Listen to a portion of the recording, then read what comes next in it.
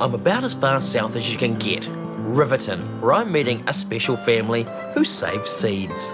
The seeds that we save are unique. They're a lot of them are heritage seeds. They're old and they're specifically grown for our region. There's like a couple of hundred different kinds of seeds here, and I'm just looking at, like a dozen and a half of the beet family and a whole lot of cabbages. And there's a lot of diversity out there that we don't get access to. And there's, one or two varieties 12. Of everything, and yeah. That's pretty much it. Yeah. It's a shame. It's a shame because there's so much out there. There's so many other tastes as well. What would you recommend I took with me? What's your favourite tomato? What else is there? I like beetroot. I can fix you up with some beetroot. Bull's blood. Whoa. How long have you been doing it? Well, probably since high school. Right. So... Did your sort of mates think it was a bit weird? Oh, they didn't know. Right. I didn't come out of the closet. As a seed saver until much later on. Yeah. Do you ever go to a supermarket and look at what they've got on their vegetable displays and shake your head with walk away? No, I don't go. Don't go to the supermarket. Adam caught the gardening bug from his parents. The Guyton family don't just seed save though, they've done away with their lawn and planted a food forest.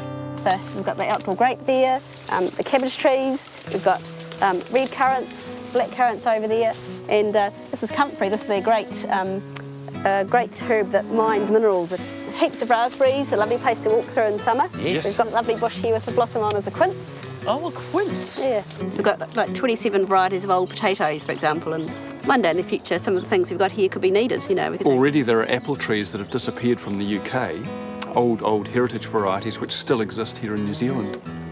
You've gone out and you've hunted down all of these old heritage orchards. Did you feel a little bit like Indiana Jones, locating them, finding them, securing the trees? Well, several of the orchards I didn't even know they're there. And to go across, up these beautiful dryways and see the abandoned houses, and one even had a swimming pool and a tennis court and things, all overgrown. And there was this lovely orchard hidden amongst the place. And sometimes we find examples of apples that we've read about and always wanted. It's like stamp collecting. Oh, there's one.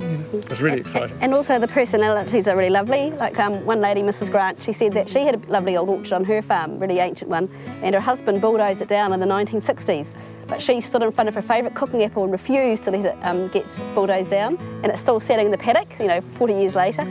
And she said there's no new growth in it, it's the end of its life. And we said, oh, where is it? So we went and had a look, just in the paddock abandoned, but Robert, for life and limb, we found some new growth right at the very top, and we took it home and we grafted it and got 3 to grow, and we called it Mrs. Grant's Last Stand. And so we proudly took her back, her tree that she saved in those days, to put back somewhere safe for one of her grandchildren. I thought, good on her, and that turned out to be an apple called a gooseberry. It was 1813 from England. You're like apple nerds. Yes. Yeah. I mean that in a really good way. I often think it's a great privilege to be able to spend time with people like this, who go out of their way to do things that most of us probably wouldn't even think about.